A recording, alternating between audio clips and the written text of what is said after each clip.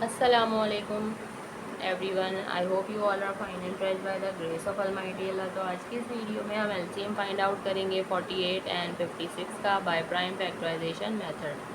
इस मेथड में हमारे पास यहाँ जितनी भी वैल्यूज़ होती हैं सबसे पहले हम उनके अलग अलग प्राइम फैक्टर्स फाइंड आउट करते हैं। किसी भी वैल्यू के प्राइम फैक्टर किस तरह फाइंड आउट करते हैं कि उस वैल्यू को हमें कम्प्लीटली डिवाइड करना होता है जब तक कि हमारे पास 1 ना आ जाए, और डिवाइड भी हमें सिर्फ और सिर्फ प्राइम नंबर से करना होता है। अब उसके लिए ज़रूरी है कि हमें पता हो कि प्राइम नंबर कौन से नंबर्स होते हैं। तो यहाँ मैं आपको बताती चलूँ कि प्राइम नंबर्स कौन से नंबर्स होते हैं। वो नंबर जो सिर्फ और सिर्फ दो ही टेबल्स में आते हैं, अपने और दूसरे वन के, इसके अलावा किसी तीसरे टेबल में नहीं आते, वो कहलाते हैं प्राइम नंबर्स। यहाँ मैं आपको कुछ प्राइम नंबर्स की एग्जाम्पल दे रही हूँ, जैसे कि 2, 3, 5, 7 और ये इसी तरह कंटिन्यू रहते हैं। इनमें से भी जो स्मॉलेस्ट प्राइम नंबर्स होते हैं हमें हमेशा वहाँ से स्टार्ट लेना होता है। जैसे कि सबसे स्मॉलेस्ट प्राइम नंबर हमारे पास यहाँ 2 है, तो हमें 2 से स्टार्ट लेना है। 2 का मैं आपको डिविजिबिलिटी रूल बता देती हूँ कि 2 का डिविजिबिलिटी रूल है कि अगर किसी वैल्यू के लास्ट में इवन नंबर या फिर 0 हो तो वो वैल्यू 2 से कम्प्लीटली डिवाइड हो सकती है। यहाँ दोनों ही वैल्यूज़ के लास्ट में हमें इवन नंबर नज़र आ रहे हैं, दोनों ही वैल्यूज़ 2 से डिवाइड हो सकती हैं, तो हम इसे 2 से डिवाइड करना स्टार्ट करेंगे। 2 के टेबल में 4 आता है 2 पे और 8 आता है 4 पे। ये वैल्यू बन चुकी है 24। इसके लास्ट में फिर से इवन नंबर है, जब तक इसके लास्ट में इवन नंबर होगा ये वैल्यू 2 से ही डिवाइड होगी। 2 के टेबल में 2 आता है 1 पे और 4 आता है 2 पे। ये बन चुका है 12।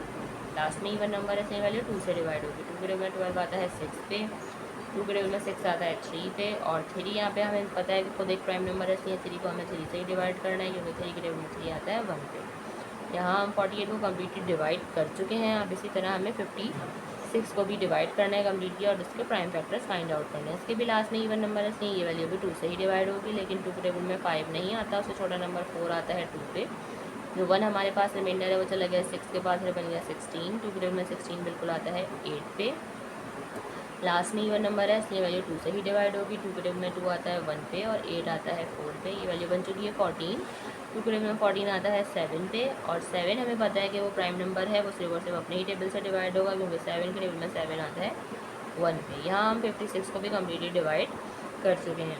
अब क्या करेंगे, नेक्स्ट स्टेप पे हम इन दोनों के प्राइम फैक्टर्स को कुछ इस तरह लिख लेंगे। सबसे पहले हम लिखेंगे 48 के प्राइम फैक्टर्स, जो कि हमारे पास आए हैं 2 multiply by 2 multiply by 2 multiply by 2 and multiply by 3।